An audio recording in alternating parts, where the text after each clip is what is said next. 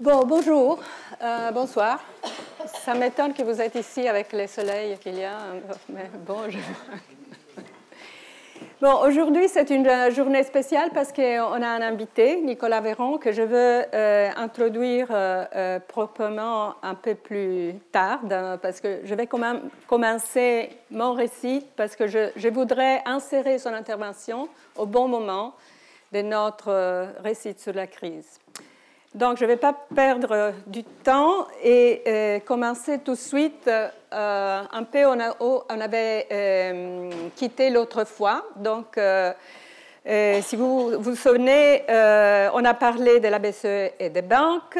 On a abordé la question de la réponse à la crise de liquidité des banques et aussi de solvabilité des banques. On a distingué entre deux périodes, 2007-2010, que nous avons caractérisé comme une crise généralisée des liquidités, et 2011-2014, qu'on a caractérisé comme une phase au cours de laquelle des problèmes de solvabilité sont apparus dans certaines institutions et dans certains pays.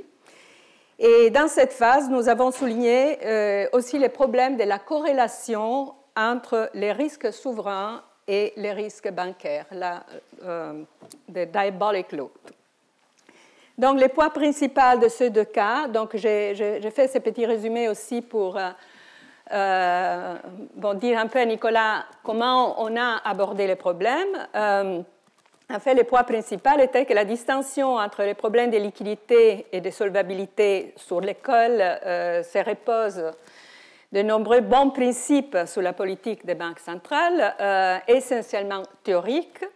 La règle de Bagot, vous vous rappelez, donc on a parlé de la règle de Bagot, est apparemment claire, logique, conforme au mandat étroit de la BCE, mais dans la pratique, ces règles n'étaient pas très utiles parce que la distinction entre illiquidité et insolvabilité est souvent impossible à établir en temps réel. Donc, en fait, quand on a des problèmes d'instabilité financière, les banques centrales agiront toujours pour défendre les systèmes monétaires, que ce soit dans les mandats ou pas. Mais on a aussi souligné que, compte tenu de la difficulté de séparer la liquidité de la solvabilité dans la pratique, la légitimité de l'intervention de la Banque centrale peut être mise en doute et menacer son statut d'institution indépendante. Et tout cadre politique fondé sur la capacité de distinguer donc ex ante entre liquidité et solvabilité est nécessairement un mauvais guide pour la politique monétaire. Et donc, il faut réfléchir à tous les cadres institutionnels dans lesquels l'action de la Banque centrale en Europe dans lesquels elle a opéré.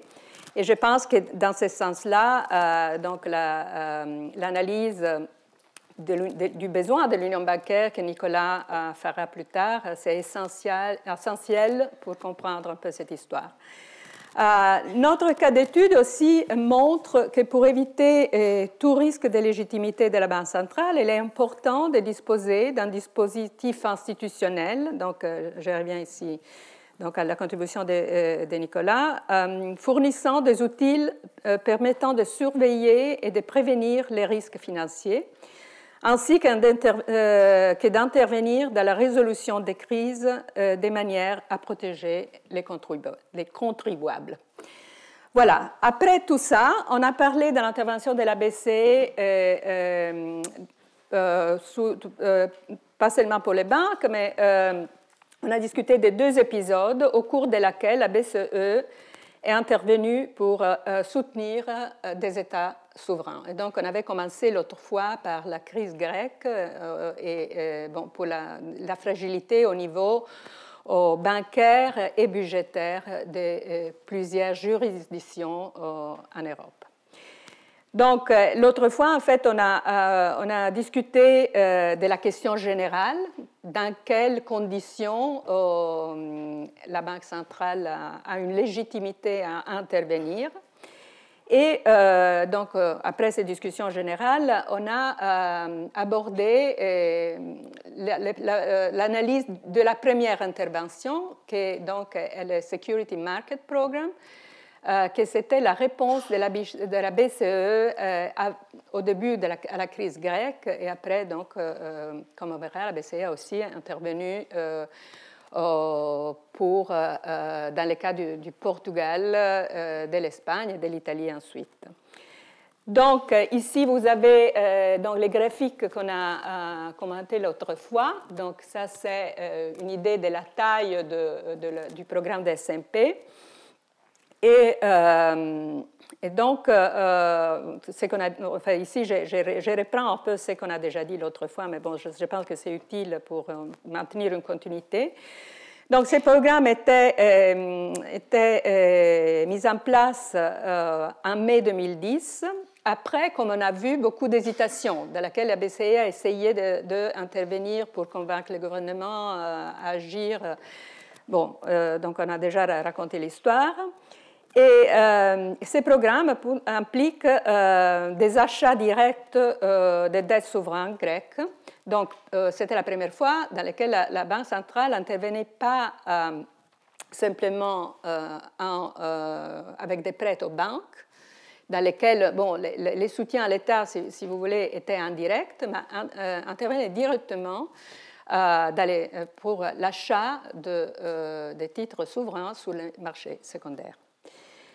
Donc, ces achats souverains par la BCE ont été cruciaux pour éviter un défaut sévère de la part de la Grèce et soutenir les financements immédiats à l'État grec pendant que les programmes de la Troïka, donc dans lesquels aussi l'FMI, donc la Commission européenne est intervenue, étaient mis en place. Comme on avait déjà dit la fois dernière, malgré ces programmes, avec lesquels un total de 223 milliards d'euros sera dépensé, l'effet sur les différentiels des taux souverains est resté limité et la contagion a également gagné l'Italie et l'Espagne. En effet, en août 2011, les SMP étaient étendus à l'Italie et l'Espagne. Comme vous voyez, en 2011, donc, vous verrez une grande augmentation de l'intervention de la BCE. Donc, vous le voyez dans les graphiques. Mais encore, même avec cette double en fait, d'intervention de la part de la Banque centrale, les effets sur les différentiels des taux souverains ont été faibles. Donc, on considère cette première essai de la part de la BCE d'intervention sur les marchés de la dette souveraine comme un échec. Et donc, une des choses que je voudrais analyser avec vous est le pourquoi de cet échec et le comparer à un autre épisode, que c'est l'épisode en 2012, dans lequel Draghi a annoncé le Outright Monetary Transaction, donc, qui était un autre programme, qui était simplement annoncé mais jamais mis en place. En fait, le pourquoi, ce programme 2012 a effectivement eu des effets positifs sur les différentiels des taux et donc était important pour soulager donc, les contraintes financières dans les pays de la périphérie de l'Europe. Pourquoi donc un succès en 2012 et pas en 2010? Donc, je pense que je vais reprendre cette discussion un peu aussi la fois prochaine pour pouvoir donner aujourd'hui de l'espace à Nicolas. Mais je vais quand même dire quelque chose comme introduction à ce débat. Donc, je vais continuer un peu l'histoire pour donner une base sur laquelle on pourrait donc avoir cette discussion. Donc ça, c'était une promenade assez romantique. Oups, pardon, c'est trop romantique. Donc, non, Et voilà, vous reconnaissez, j'imagine, ces deux personnages, donc Nicolas Sarkozy et Angela Merkel. Et ça, c'est la plage de Deauville. Donc, c'est en octobre 2010. Je ne sais pas pourquoi c'est... Oups. Ah, parce qu'il y a un fil, pardon. Je m'excuse, il y a quelque chose. OK, voilà. Et donc, cette situation, en fait, dans laquelle, donc, c'est en octobre. Hein, au mois de mai, la BCE était intervenue avec les... Qu'est-ce qui se passe ici? Hein? J'ai rien touché. Enfin, c'était trop dramatique. Voilà. Donc, qu'est-ce qui se passe à Deauville, en fait? En fait, ces deux... donc, le président... OK, bon, on s'en fout. Et... Donc, en fait, c'est que Sarkozy et Merkel conviennent pendant cette promenade, c'est d'accepter les principes selon lesquels l'implication du secteur privé dans la résolution de la crise souveraine grecque était une condition préalable au soutien fiscal des pays en difficulté. Donc, c'était la première fois qu'on met on considère la possibilité donc d'imposer un coût pour les créanciers de la dette souveraine. Donc ça, c'est très important pour notre récit. C'est un accord franco-allemand. Ce n'est pas quelque chose qu'on a discuté au niveau fédéral, la Commission, la BCE. La BCE était très active dans la discussion auparavant, donc on a vu ça. Mais en fait, cette décision était prise par l'Allemagne et par la France. Donc, c'est intéressant ici faire les rapports avec toute la période qui a précédé l'introduction de l'euro. Donc, on a dédié une de nos leçons à l'histoire de comment on est arrivé à Maastricht, en fait, dans lequel on a vu aussi donc, que ces accords bilatéraux entre la France et l'Allemagne étaient dans des périodes cruciales très importantes. Et ça, c'est un autre épisode dans lequel, effectivement, c'est l'Allemagne et la France qui donc rentrent dans cette situation avec un accord. Un accord sur lequel ces principes de la private sector involvement, c'est un principe sur lequel la BCE était complètement contraire. Parce que, donc, impliquait l'idée qu'en fait, donc, ce qui trichaient les autres dans la Banque centrale européenne avaient donc, ils craignaient que, donc, que les risques, donc, que les marchés auraient une réaction à cette annonce. Et donc, commencer à soupçonner la possibilité que des différents États dans la zone euro auraient pu, donc, la dette de ces États aurait pu être restructurée, et donc les créditeurs auraient été affectés par cette restructuration. Donc, c'était cette histoire, c'est encore très controversée. Est-ce qu'il faut avoir un système et des règles pour la restructuration de la dette dans la zone euro ou pas? Donc, il y a eu et il y a encore différentes positions sur cela. Donc, je vais aborder ce sujet la prochaine fois parce qu'on n'a pas le temps aujourd'hui. Donc, mais c'est à ce moment dans notre récit que donc, ces problèmes est discuté dans l'ensemble des pays de la zone euro et aussi au niveau de nos institutions fédérales.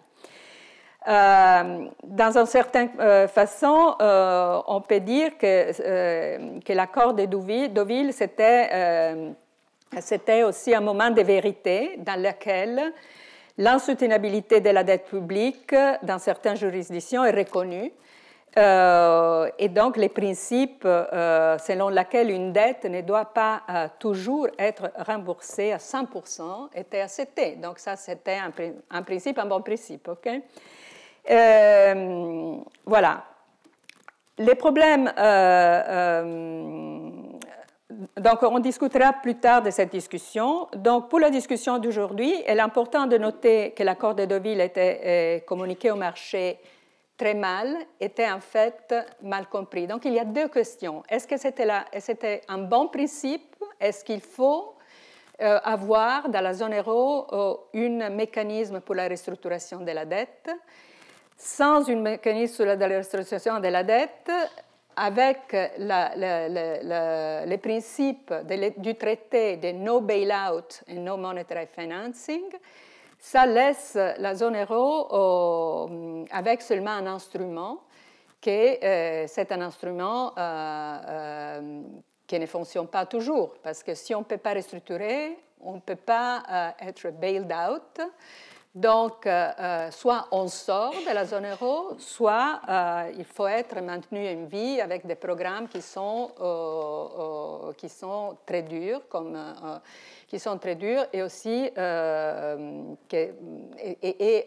aussi insoutenables et irréalistiques. Donc, les problèmes de Deauville, donc Deauville était critiqué. Quelquefois était critiquée par les principes, mais elle était mais aussi pour les gens qui sont en faveur de la principe que les créanciers privés doivent être impliqués dans les cas dans une crise souveraine.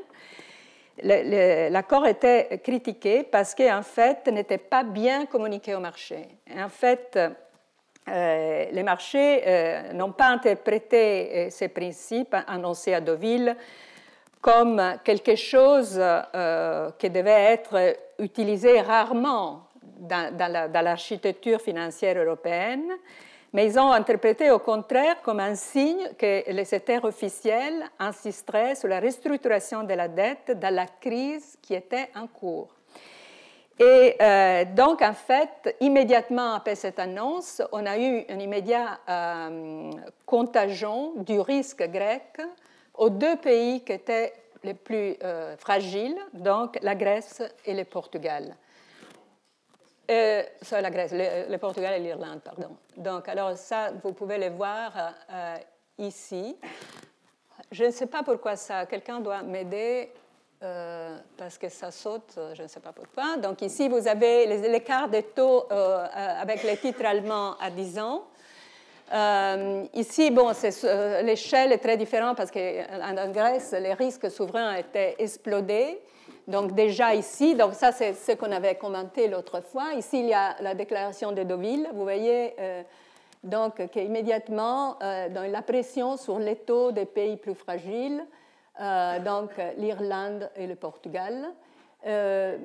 Pour le moment, au début, donc l'Italie et l'Espagne n'étaient pas affectées, mais après, en 2011-2012, l'Italie et l'Espagne étaient aussi affectées.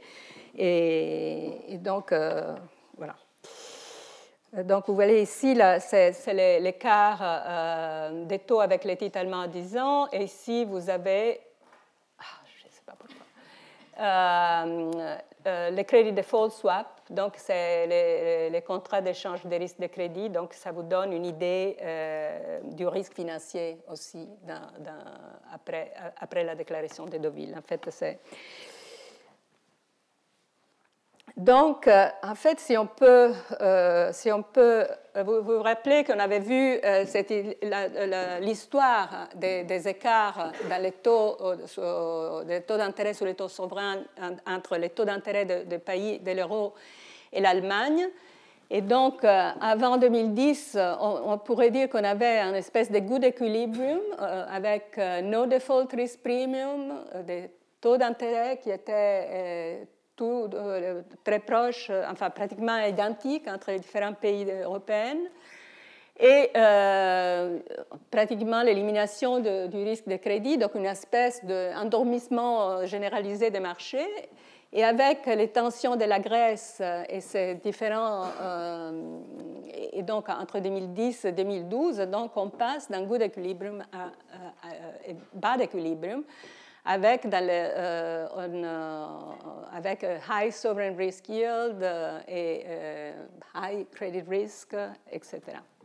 Évidemment aussi un empirement de la position fiscale des pays, en partie parce qu'il y a la crise bancaire, ça c'est surtout l'Irlande et l'Espagne, en partie pour la fragilité de la situation budgétaire due évidemment au grand choc de la crise internationale de 2008 et 2009.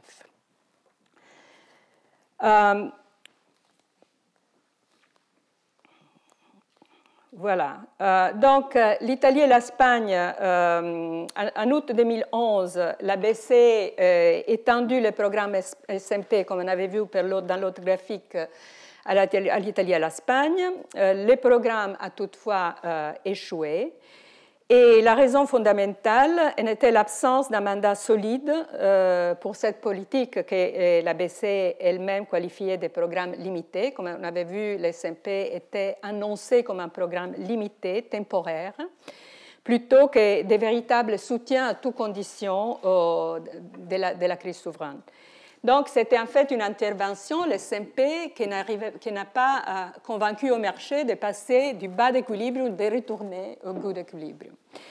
C'était donc beaucoup d'argent a été dépensé en fait pour acheter ces titres publics, mais à la fin, donc ça n'a pas réassuré les marchés parce que la doute d'une possible restructuration est restée et surtout est devenu une doute très alarmante parce que pour ce qui concerne le cas de la fragilité de l'Espagne et de l'Italie, qui évidemment étaient des pays beaucoup plus grands que la Grèce, l'Irlande et le Portugal.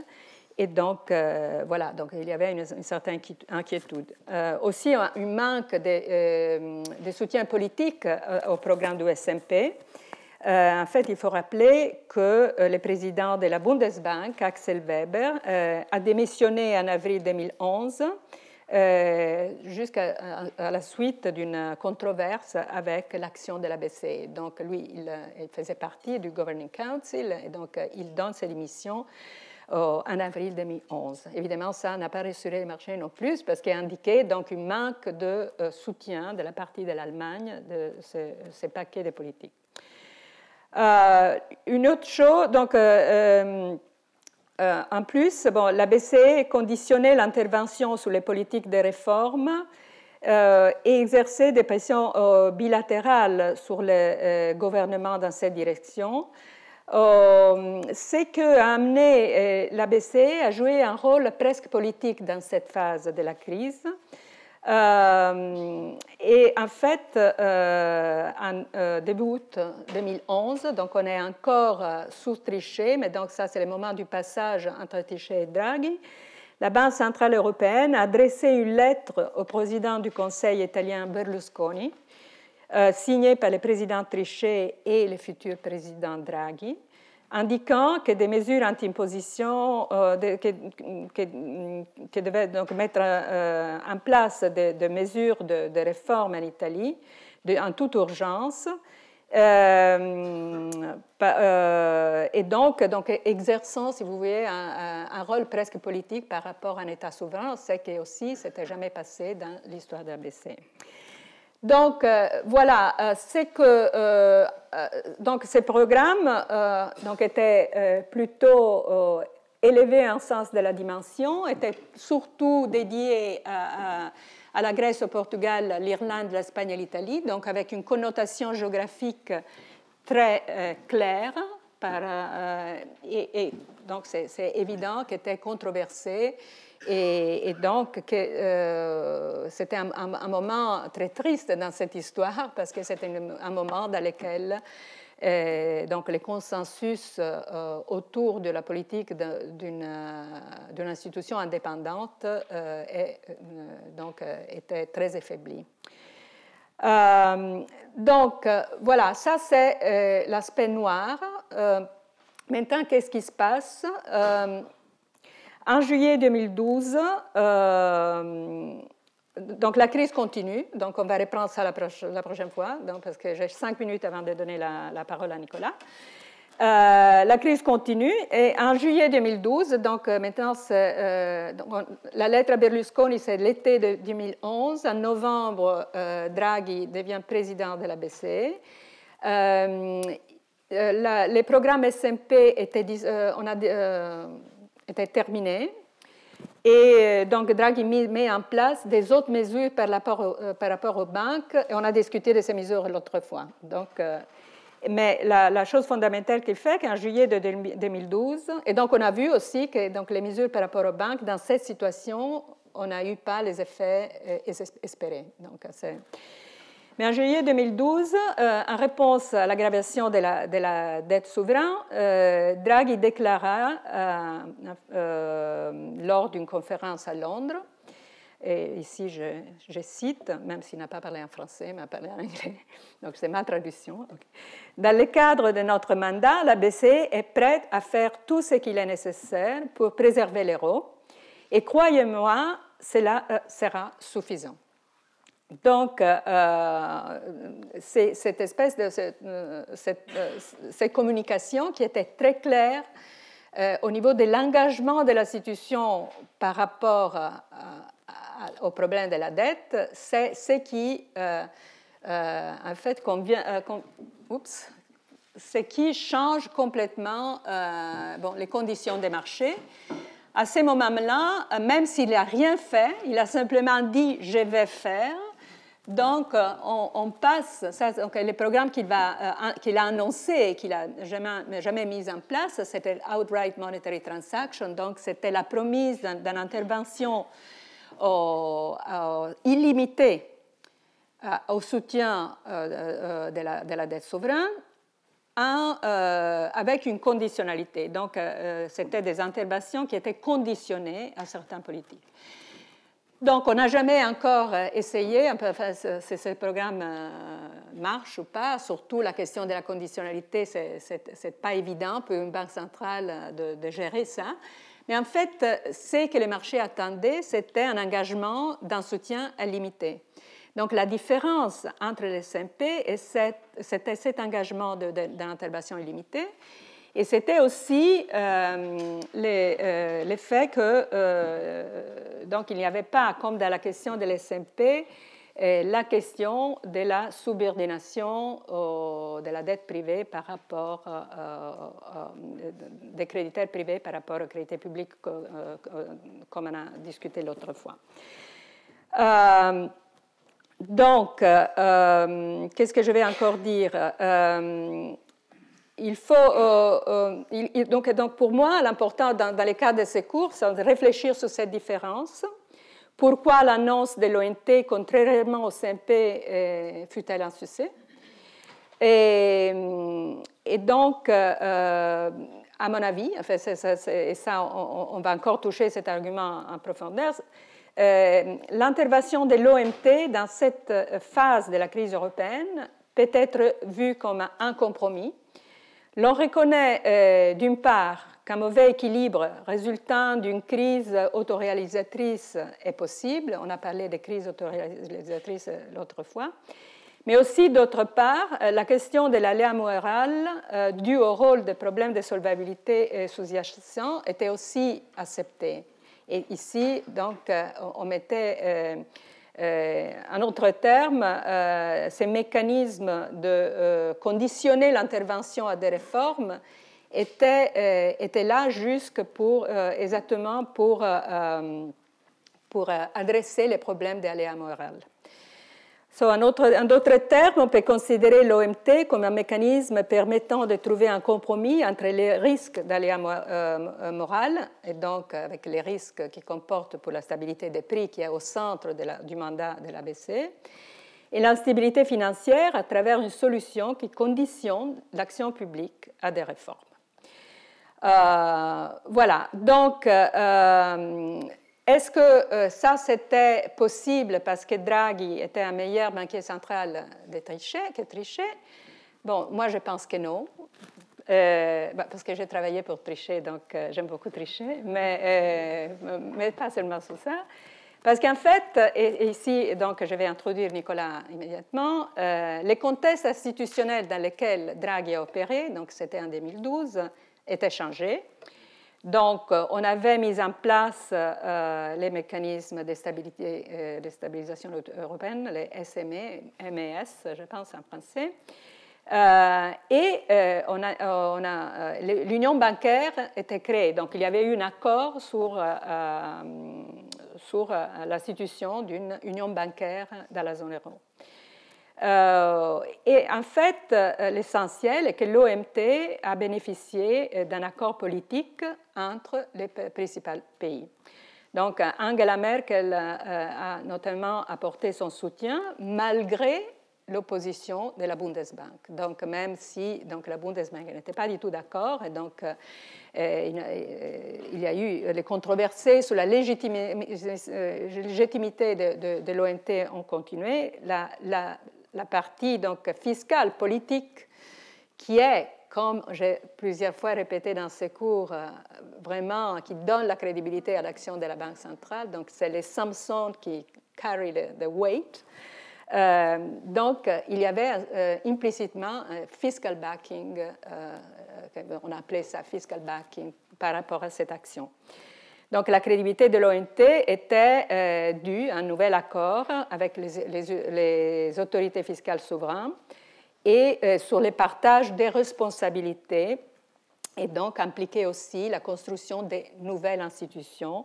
Et donc, parmi ces nouvelles institutions, la plus importante était donc l'union bancaire.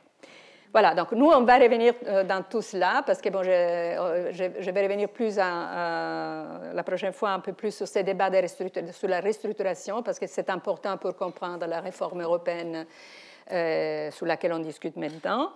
Mais maintenant, j'introduis Nicolas Véron, qui était très gentil de venir m'aider dans ces cours.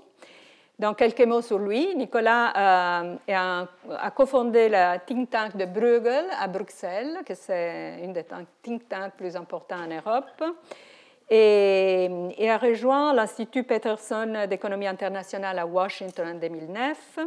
Et actuellement est employé en partie à Bruxelles, à Bruegel, et en partie à Washington, au Peterson.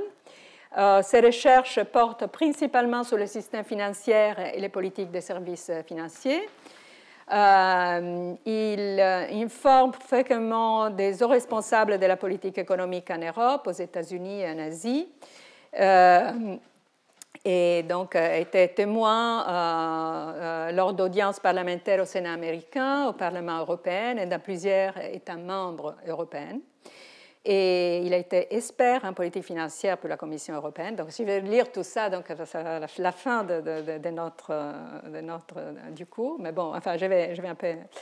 Et donc, en fait, pour les Français, c'est important quand même de savoir qu'il est diplômé à l'école polytechnique et l'école des mines en France.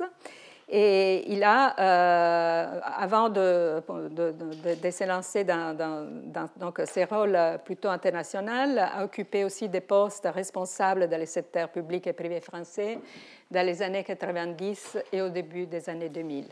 En septembre 2012, Bloomberg Markets a inclus Véron dans sa liste annuelle de 50 plus influents, en référence à son plaidoyer précoce en faveur de l'Union bancaire européenne. Donc, je pense qu'il est donc l'invité idéal pour intervenir à ce moment-là de cette analyse de la crise. Merci, Nicolas.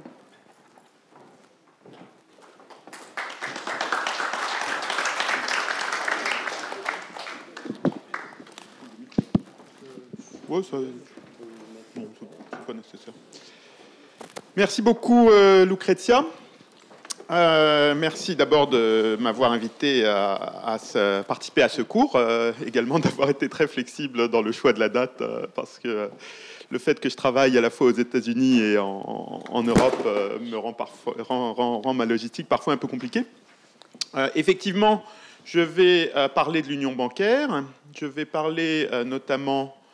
je vais essayer de résumer en fait de quoi il s'agit. Je vais garder cette image à l'écran et notamment je vous encourage à essayer de regarder seulement la partie gauche de l'écran puisque la partie droite est un peu plus compliquée à cause des programmes d'assistance du FMI, du mécanisme européen de stabilité, etc. Donc faisons-en abstraction, gardons simplement l'image de gauche en tête. Et l'image de gauche vous montre qu'il s'est passé quelque chose de très important au milieu de l'année 2012. Et donc, je vais revenir, Lucrezia en a parlé à l'instant, le programme OMT, Draghi à Londres, disant, voilà, on fera ce qu'il faut pour empêcher, enfin, pour sauvegarder la viabilité de la zone euro, mais je vais revenir sur ces circonstances-là. Donc, Lucrezia a un peu décrit ce qu'est mon travail. Donc, je travaille dans deux centres de réflexion sur les politiques économiques, donc des think tanks, à Bruxelles et à Washington. Je dirais que mon regard sur le sujet aujourd'hui, c'est un regard qui n'est pas entièrement neutre. C'est un regard engagé. C'est pas un regard politisé, mais c'est un regard engagé, puisque l'activité qui est la mienne dans ces centres de recherche, c'est de développer une analyse, mais aussi de faire des recommandations de politique publique aux responsables publics, que ce soit des responsables plutôt technocratiques, comme les gens qui travaillent dans les banques centrales, ou plutôt politiques, dans l'objectif, c'est la raison d'être de ces think tanks, de contribuer à de meilleures décisions de politique économique, et notamment au sein de l'Union européenne. Et c'est pour ça, par exemple, que tu as mentionné, Lucrezia, la citation de Bloomberg. La raison pour laquelle il m'avait mis dans cette liste, c'était pas la qualité académique de mes travaux, mais c'était plutôt le caractère un peu obsessionnel à l'époque de, comme tu l'as dit, mon plaidoyer pour l'union bancaire. J'étais évidemment pas le seul. Il y avait beaucoup de gens qui développaient le même type d'argument, et ça a été un très bel exemple, à mon avis, d'interaction entre le débat sur les enjeux de politique publique, entre experts, entre spécialistes, et en même temps la prise de décision publique, y compris au niveau politique, comme l'a dit Lucrezia, et comme je vais y revenir dans un instant. Alors, le point clé de l'union bancaire, c'est ce qui a déjà été mentionné il y a quelques minutes, c'est-à-dire le cercle vicieux entre banques et États membres au sein de la zone euro, ou plus exactement entre systèmes bancaires nationaux et États membres de la zone euro. En d'autres termes, au lieu d'avoir... Et ça a été la grande découverte de la crise, en fait. C'était quelque chose qu'aucun analyste n'avait vraiment bien compris avant la crise, et c'est assez surprenant rétroactivement de voir cette espèce de point aveugle du débat analytique sur la zone euro. Il y a eu toute une série au cours des années 90 et dans une moindre mesure des années 2000. Il y a eu toute une série d'articles critiques sur la zone euro. Il y a toute une littérature qui dit l'euro, ça ne peut pas marcher, il va se passer tel problème. Mais d'une certaine manière, je crois, je parle sous le contrôle de Lucrezia, mais aucune de ces critiques précoces de la zone euro n'avait vraiment bien caractérisé ce qui a failli conduire à l'éclatement de la zone euro, c'est-à-dire le cercle vicieux, ce qu'on appelle entre économistes le cercle vicieux banque souverain, plus exactement entre systèmes bancaires nationaux et finances publiques des États membres respectifs. Donc ça a été un processus de découverte collective. Qu'est-ce que c'est que ce cercle vicieux? Il a été déjà analysé et décrit par Lucrezia. Je vais le remettre un peu à ma sauce, si vous me permettez, donc essayer de le décrire sous trois angles différents qui se complètent, qui sont complémentaires les uns des autres. Un angle financier, un angle économique, un angle politique. Et ça va être mon introduction à l'union bancaire, puisque ma compréhension de l'union bancaire, c'est une initiative de politique publique dont l'objectif, proclamé et réel, est de rompre le cercle vicieux entre systèmes bancaires nationaux et finances publiques des États membres respectifs. Alors j'ai dit trois composantes, une composante financière, une composante économique, une composante politique de ce cercle vicieux. Je vais rentrer maintenant un peu dans les détails ensuite, à partir de là, à partir de ce cadre analytique, si vous voulez, dire très brièvement ce qu'est aujourd'hui l'union bancaire, comment elle s'est développée et dans quelle mesure elle est inachevée. L'aspect financier du cercle vicieux entre banques et souverains, il est assez simple. C'est une dynamique de contagion qui correspond au mauvais équilibre dans l'image précédente que vous avez vue de Lucrezia. Plus spécifiquement, il y a deux mécanismes essentiels à ce titre. Il y a le fait que les États membres, donc les gouvernements des États membres, apportent des garanties explicites et implicites sur les passifs bancaires, c'est-à-dire que de manière explicite, les États membres garantissent les dépôts bancaires. Quand vous avez des dépôts sur votre compte courant, c'est garanti à hauteur de 100 000 € par le gouvernement français, par exemple. Et il y a aussi beaucoup de garanties implicites, puisque lorsque des banques se sont retrouvées en situation de crise et notamment d'insolvabilité, donc en incapacité à faire face à leurs obligations financières, on a observé à de multiples reprises que les États membres sont venus à leur secours et ont remboursé leurs créanciers pour éviter une faillite qui aurait été désordonnée et aurait conduit à une perte de confiance dans le système financier dans son ensemble. En France, on a un système particulier, on a un souvenir particulièrement présent dans les mémoires. Je pense, à part peut-être les plus jeunes dans la salle, tout le monde se souvient du Crédit Lyonnais et du sauvetage du Crédit Lyonnais au début des années 90. Donc le Crédit Lyonnais, en partie à cause d'un retournement de cycle financier et puis en partie à cause d'erreurs de gestion. Vous vous souvenez de Jean-Yves Abrère, d'une série de prises de risques excessives. Le Crédit Lyonnais s'était retrouvé dans une situation d'insolvabilité dans laquelle le total de ses actifs ne permettait pas de faire face aux échéances de remboursement de créances. Et c'est le Trésor français, à l'époque, je ne sais plus combien, 120 milliards de francs ou quelque chose comme ça, s'est porté en garantie et a remboursé les créances du Crédit Lyonnais pour éviter une perte de confiance dans le système financier français. Donc ça, c'est ce qu'on appelle les bail-out, les renflouements de banques par les États membres, ce système de garantie. Dans l'autre sens, donc ça veut dire que lorsque, évidemment, les finances publiques d'un État membre d'abord, lorsque le système bancaire d'un État membre, la situation du système bancaire se dégrade, lorsqu'il y a des banques qui font faillite, ça veut dire que ça conduit à des coûts financiers directs pour le gouvernement de l'État en question, et donc une contagion depuis le secteur bancaire vers le secteur gouvernemental. Dans l'autre sens, il y a également des canaux de contagion financière directe. Si le gouvernement d'un État membre se retrouve en difficulté financière, donc difficulté budgétaire, difficulté de remboursement de la dette publique, de la dette souveraine, ça a un impact direct sur les banques qui est un peu à deux versants. L'un, c'est que la garantie gouvernementale est moins puissante.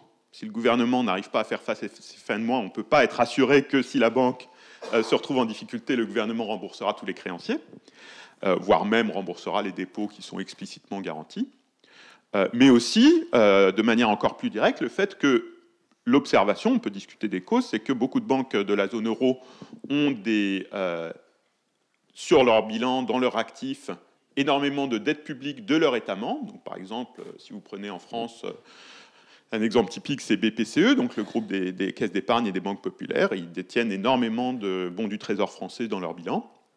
Et donc, ça veut dire que si le crédit du gouvernement se dégrade, ça va avoir un impact direct sur la valeur de ses actifs et donc sur la qualité des bilans du secteur bancaire. Donc, contagion financière des banques vers les États, des États vers les banques. Il y a aussi des effets indirects de contagion qui est de nature plus économique. Si les banques vont mal, il va y avoir des problèmes de crédit dans l'économie, donc la croissance va diminuer, ça fait moins de rentrées fiscales. Le crédit du gouvernement, du coup, va en souffrir puisque les finances publiques vont avoir plus de coûts, par exemple l'augmentation de l'indemnisation du chômage, et surtout moins de rentrées fiscales et donc moins de revenus. Inversement, si le crédit gouvernemental se dégrade, ça va conduire à typiquement des politiques d'austérité, augmentation des impôts, réduction des dépenses publiques. Ça va avoir un effet négatif sur l'économie qui, du coup, va conduire à un certain nombre de faillites d'entreprises, par exemple, de difficultés de paiement des clients des banques. Et donc, ça va avoir un impact négatif sur la qualité des actifs bancaires et de dégradation des bilans bancaires et donc du crédit bancaire. Donc, contagion directe, contagion indirecte. Et puis, également des aspects qui sont beaucoup plus difficiles à mesurer quantitativement, mais qui sont très importants, qui sont des aspects plus politiques. Donc, il y a des liens dans tous les pays du monde et dans tous les États membres de la zone euro, des liens politiques extrêmement forts entre le secteur bancaire et le secteur gouvernemental.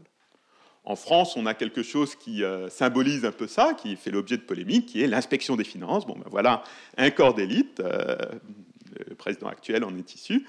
Je dois d'ailleurs mentionner sans doute, pour être tout à fait honnête, que mon frère en est issu aussi.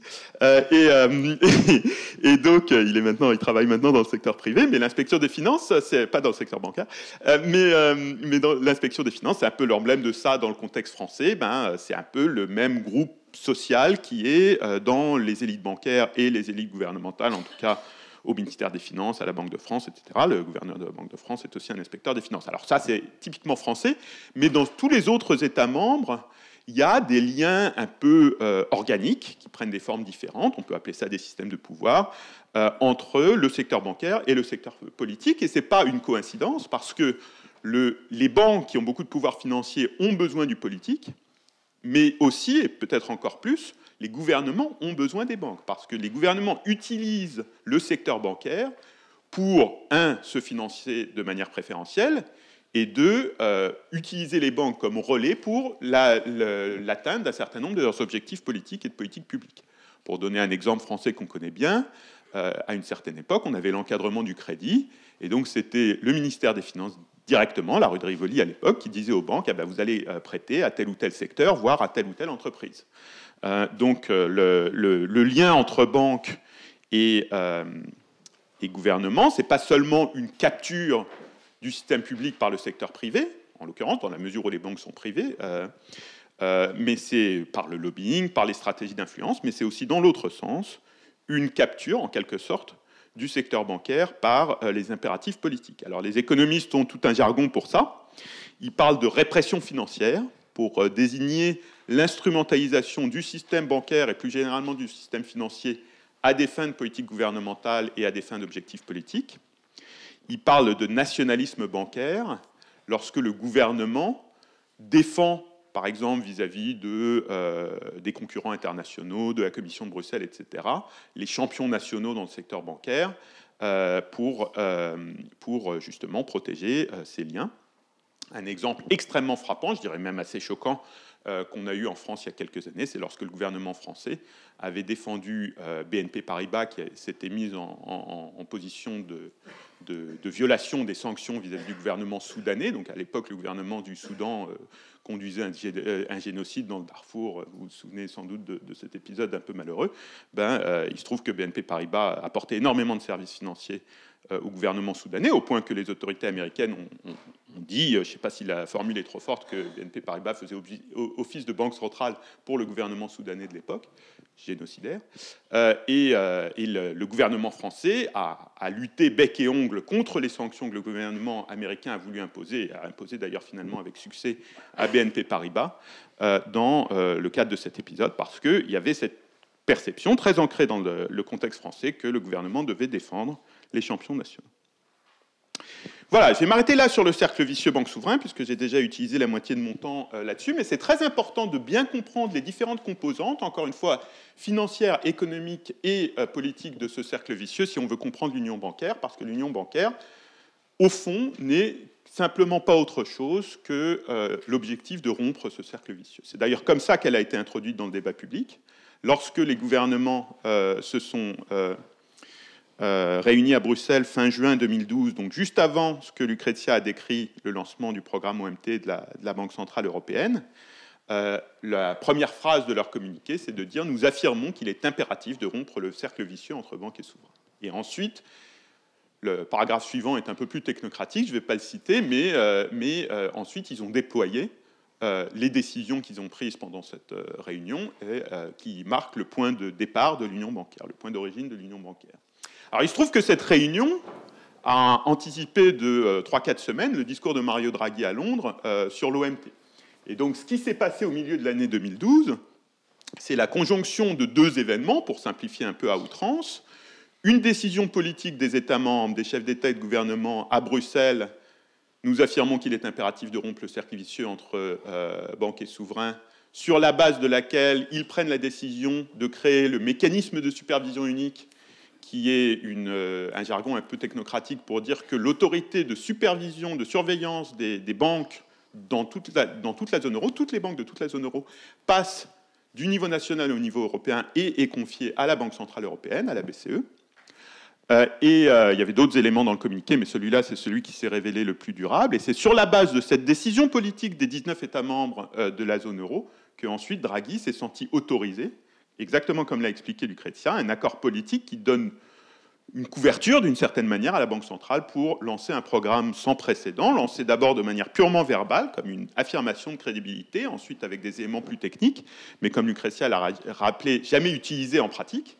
Simplement, le fait que ce programme existe a permis de faire revenir la confiance. Et même si vous n'êtes pas familier des courbes financières et des graphiques de Bloomberg, j'imagine que ça vient de Bloomberg. Bloomberg, c'est la source d'information, mais c'est des données qui sont à peu près publiques. Tout ça est extrêmement spectaculaire. C'est-à-dire que ce que vous voyez, c'est une crise de la zone euro qu'on voit s'embraser de plus en plus et d'une manière complètement désordonnée à des niveaux qui ne sont absolument pas soutenables, puisque ce que vous avez donc en Espagne et en Italie au milieu de l'année 2012, c'est 5 ou 6 points de pourcentage. Donc ça veut dire que si la dette allemande est à, mettons, 2%, la dette espagnole ou italienne est à 7 ou 8%. Et ça, ce sont des niveaux qui n'étaient pas soutenables à l'époque. Et donc ensuite, la conjonction de ces... Et même la France commence à piquer un peu du nez, enfin à se retrouver en zone qui n'est pas du tout comparable à l'Italie et à l'Espagne, mais enfin on voit la contagion se déployer à la France dans le courant de l'année 2011, début de l'année 2012. Et cette décision politique, suivie du programme OMT de la Banque centrale, et tout d'un coup, tout revient en ordre, tout revient au calme à la suite de ça. Donc c'est un événement extrêmement spectaculaire. On peut dire que c'est le moment où la zone euro a été sauvée, le moment où, au printemps 2012, les gens commençaient de plus en plus à intérioriser, souvenez-vous encore une fois, le mauvais équilibre, les gens commençaient à intérioriser l'anticipation, la prédiction d'un éclatement de la zone euro. Et il y a ces deux événements coup sur coup, très difficiles à distinguer l'un de l'autre. Le démarrage de l'union bancaire, l'annonce du programme OMT par la BCE, et à ce moment-là, la zone euro est sauvée. Et donc, cet épisode est d'une importance absolument centrale pour quiconque veut comprendre le fait qu'on a encore des euros dans nos poches. Alors, l'union bancaire aujourd'hui, c'est effectivement, je l'ai dit, le mécanisme de supervision unique, donc le fait que l'autorité de surveillance des banques, mais qui va au-delà d'une fonction de surveillance, l'autorité publique qui impose aux banques des exigences de fonds propres, qui vérifie que ces exigences sont respectées, qui agit au cas où ces exigences de fonds propres, et plus généralement des exigences de solidité du bilan et de solidité du modèle économique de la banque, sont respectées. Si elles ne sont pas respectées, il y a des actions qui sont prises, qui peuvent aller jusqu'à, par exemple, nommer une nouvelle équipe de direction. Lucrezia connaît très bien je peux en parler, c'est dans le domaine public. Oui. Donc Lucrezia était administratrice jusqu'à récemment d'une banque italienne qui s'appelle Carige, la Caisse d'épargne de Gênes, et vice-présidente même du conseil d'administration. Bon, il se trouve qu'à la suite d'un certain nombre de développements internes, une bonne partie du conseil d'administration, y compris Lucrezia, a démissionné en fin décembre, je crois. Et à ce moment-là, la Banque centrale européenne a l'autorité pour nommer des nouveaux administrateurs temporaires sur la base d'une législation européenne, ce qui est très frappant dans cette action de la Banque centrale européenne. C'est la première fois qu'elle a utilisé cet outil juridique qui lui est donné par une législation européenne qui a été adoptée en 2014. C'est que c'est une décision qui se fait absolument en court-circuitant complètement le niveau national. C'est une décision qui est prise par la Banque centrale européenne, par un conseil de surveillance des banques au sein de la Banque centrale européenne, dans lequel participe la Banque d'Italie, mais à parité avec la Banque de France, la Bundesbank, la Banque d'Espagne et les autres banques centrales nationales ou superviseurs bancaires. Mais ensuite, cette décision est immédiatement applicable. Encore une fois, ça rentre vraiment dans le détail des opérations, la nomination d'administrateurs temporaires qui sont les nouveaux patrons de la banque. Il se trouve que dans le cas des espèces, c'était les mêmes que les anciens, mais en termes juridiques, ils étaient nouveaux. Et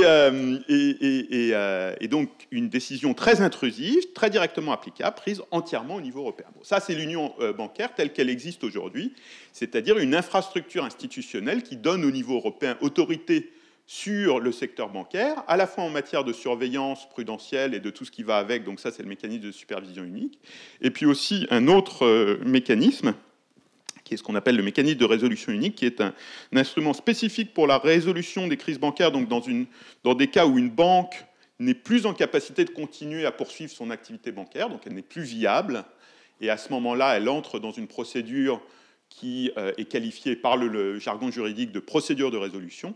Et à ce moment-là, c'est une nouvelle entité qui a été créée, qui est maintenant opérationnelle à Bruxelles, qui s'appelle le Conseil de résolution unique, qui a maintenant, qui prend les rênes et qui prend les décisions sur la manière de résoudre, c'est-à-dire typiquement de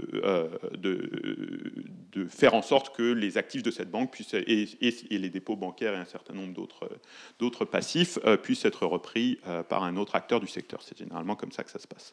Donc, par exemple, le Conseil de résolution unique a pris sa première décision, qui pour l'instant est la seule, en juin 2017, sur le cas d'une banque espagnole, Banco Popular espagnole, qui s'est retrouvée à avoir un problème extrêmement massif de liquidité, en l'occurrence. Donc la banque ne pouvait plus faire face à ses engagements de liquidité à court terme. La Banque centrale européenne l'a déclaré non viable.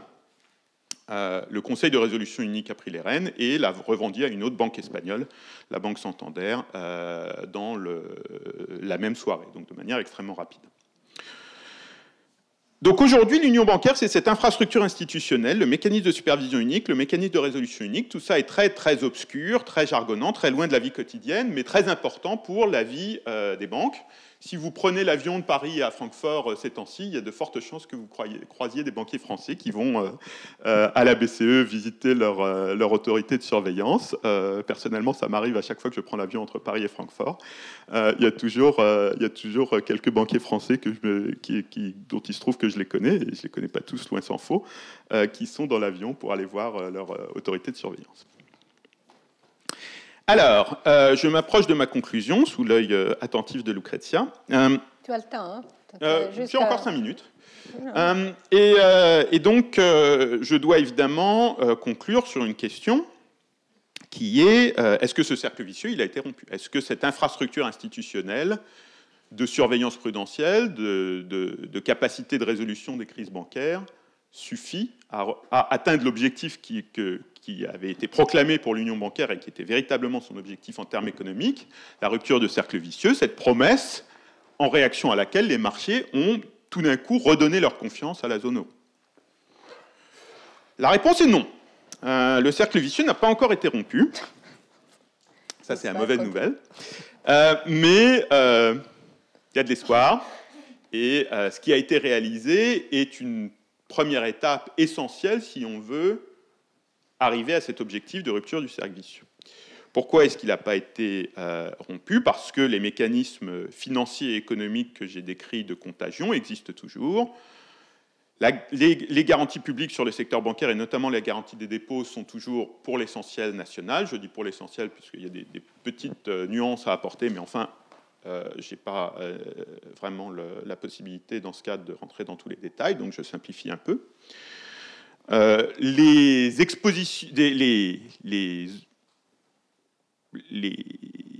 actifs bancaires sont toujours en grande partie, enfin dans la mesure où ils détiennent de la dette souveraine, c'est toujours très largement de la dette de leur propre pays.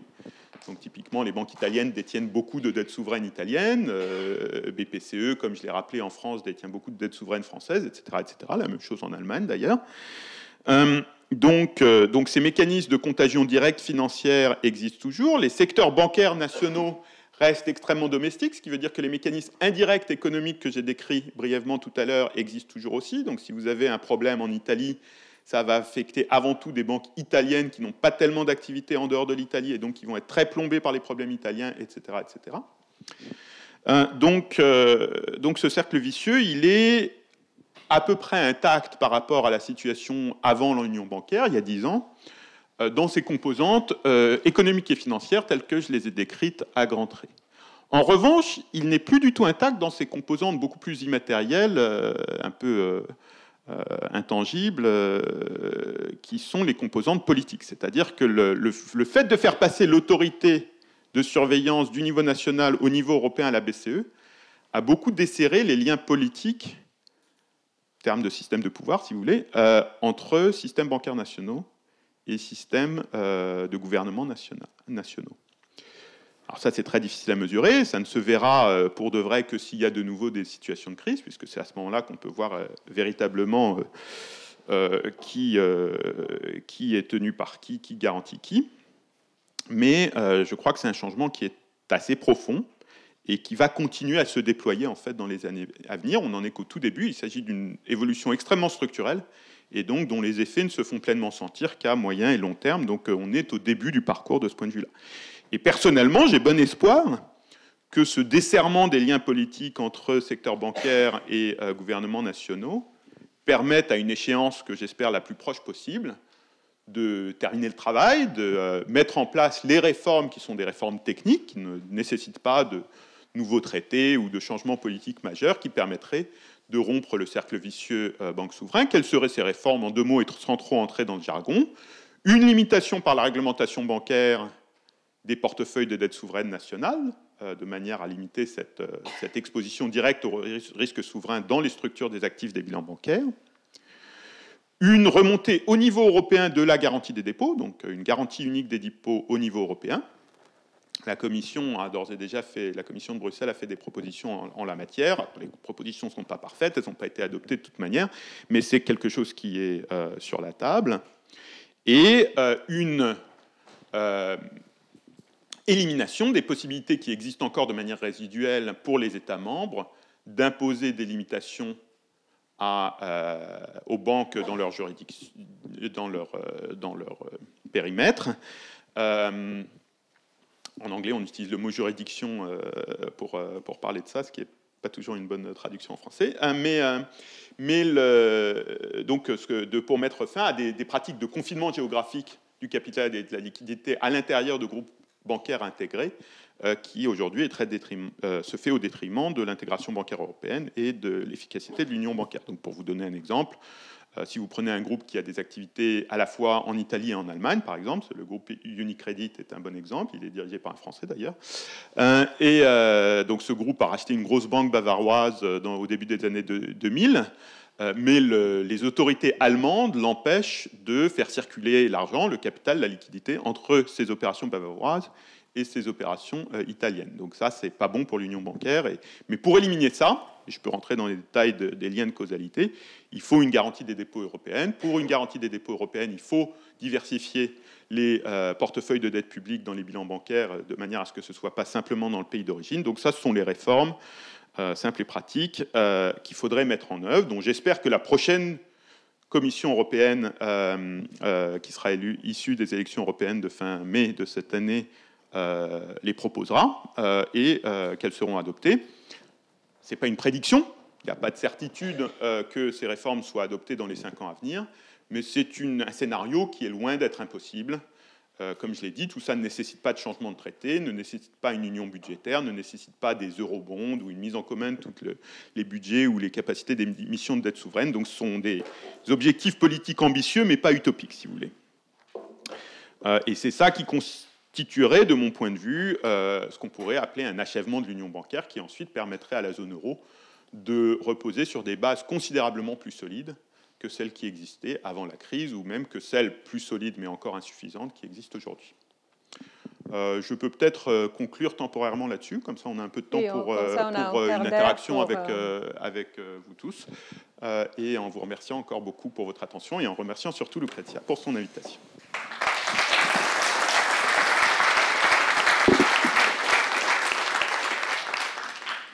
Je pense qu'on a maintenant 10 minutes, plus que 10 minutes pour des questions.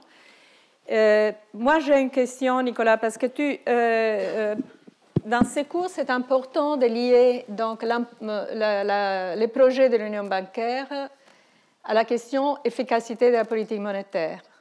Donc, tu as parlé de la motivation fondamentale pour l'union bancaire était donc les cercles vicieux entre les risques souverains et les risques financiers.